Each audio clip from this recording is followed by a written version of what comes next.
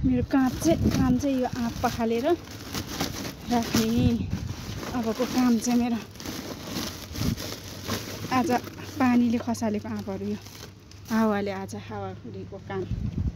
यस्तो राम्रो आँप चाहिँ बस्न नि ओहो पाक्या के त ए यसरी यो चाहिँ हामीले अघि टिपेको भइहाल्यो। यो चाहिँ ड्याडले माथि टिकाउबाट ल्याइसक्यो। यो चाहिँ धोएर यसरी सफा गरेर राख्नुपर्छ अनि काटेर अचार बनाउने हो। यो दाना लागिसक्यो भने चाहिँ अचार राम्रो हुन्छ, पछिसम्म पनि रहन्छ। अब भिडियो सँगसँगै एउटा हातले काम गर्छु म चाहिँ, किनभने भिडियो पनि बनाउनु पर्यो। एक्स्ट्रा कोही मान्छे त हुनुहुन्न भिडियो बनाउनलाई, सो भिडियो बनाउँछु। यसरी आँप पखाल्दै एउटा एउटा गरेर यसमा हाल्छु अनि काटेर चोक हुन्छ यस्तो मजाले हाल्छु अनि अचार बनाउनलाई यसमा राख्छु अनि काट्नुपर्छ दिउँसो आनन्दले बसेर।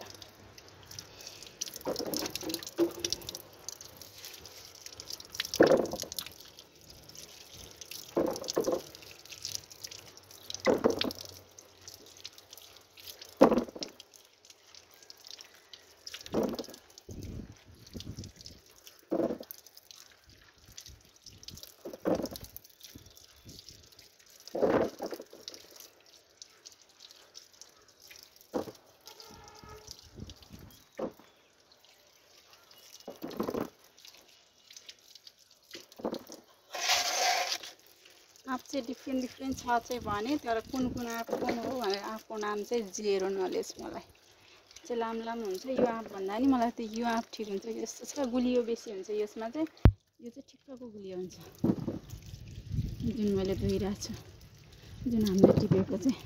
यो लामो आँप चाहिँ धेरै गुलियो हुन्छ। गुलियो मन पर्नेलाई ठिक हुन्छ।